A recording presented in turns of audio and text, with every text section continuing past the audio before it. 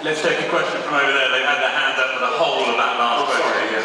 Yeah, go on, you need to shout. Oh, we're getting a mic. I was just wondering, with Pirate Bay, it got very loud, with Pirate Bay, I think in Sweden, yes. They joined like I think one of their founders, they all got sued, and then one of them joined the Swedish politics, I believe, and they actually got their own votes and their own party to enable them to do their own, like, keep Pirate Bay alive. What's your view? Are you going to join their party? I don't think I have to join the Pirate Bay. I think I tweeted at the time that I thought the judgment against Pirate Bay was a sad day, because I thought, you know, that I thought people should just grow up. I thought the recording industry should grow up. They should not make such a fuss about Pirate Bay. That the very fact of attacking them in the way they did gave them infinitely more publicity than the commercial companies would have liked. So, I don't know, yeah. My heart goes out always to a maverick group of people like the Pirate Bay people. You'll instantly get spokesmen from, they're a bit like, I mean, this is very unfair, but they're a bit like Big Tobacco, the music companies. They have an enormous amount of money to spend on lawyers, and those lawyers will badmouth the enemies of their approach. So there were instantly smear stories put out against the Pirate Bay people, saying that they were making millions, that they were cynical, you know, technocrats who were not interested in freedom, and so on. So you will find there's a lot of that. Okay, I've got one on Twitter here, just changing the subject slightly. When did you realise that the people of Britain now think of you as a legend? Oh, just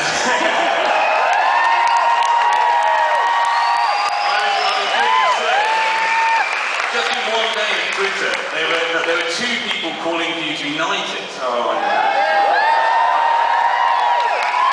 Very sweet. I don't know. I can't believe it. It's just enchanting that people are so nice to me, and I don't deserve it. And all I would say is, I love this world that allows me to connect to so many people in such an interesting and stimulating way.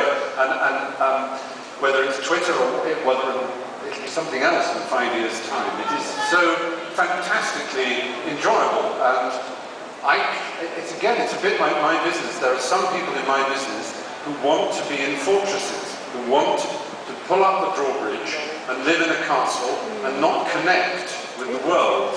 And I don't understand that, partly I suppose because I have a very high sense of mortality, and there are only a few years on this planet, and I sometimes think, can you imagine what it would be like if there were a St. Peter when you died, and he said, so, what did you think of Twitter? And they went, oh, I never tried it, I thought it was dreadful. Oh, what did you think of cannabis? Oh, I never tried it, I thought it was dreadful. What did you think? I went to all this fucking trouble to make these exciting things on the planet, and you never tried them. There's a famous saying, I think it was by Arnold Bax, the composer, which is, in this life, you should try everything once, except incest and country dancing. Okay. Again, we've got two people over there with their hands up, and only one question. Go on. Yeah. Stephen, would it be too much to ask your autograph? Obviously, we don't want Mumford to be on late, but if you can send a piece of paper via the very lovely lady with the mobile phone, I will give you my autograph. But obviously, this shouldn't be what I believe is known as precedential, or there would be. It's precedential, not presidential. I shouldn't set a precedent, because otherwise there would be the very dull sight of me signing. Okay, so we've got time for two more questions. She's actually cutting off her arm for me to sign. Oh no, it's a bracelet. I'm very tough. Okay. You managed to get one of those bracelets off. I could never do that. I would stay with them for 3 days. No, do you want to shout your question there?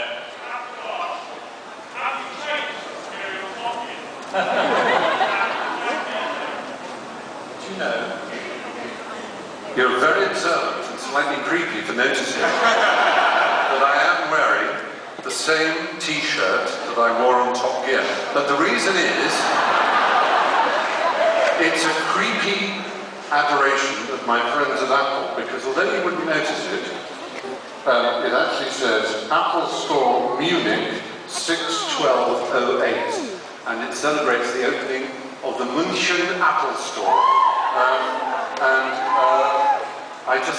I quite liked it, and I thought, what am I going to wear? There better be something to sort of lick the inner thigh of Apple, and so it turned out to be this. But thank you for noticing, and award yourself several points. Okay, you've got the guy in the white shirt at the back there. You'll have to shout really loudly.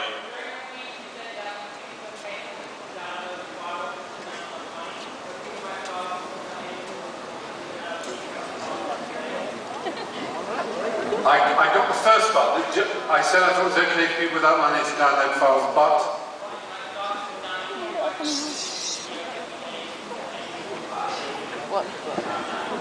yeah, no, I mean, this is the point, you see, I mean, you're absolutely right. I don't want to give the impression that I'm saying it is absolutely fine for people to download music for free and not consider the consequences.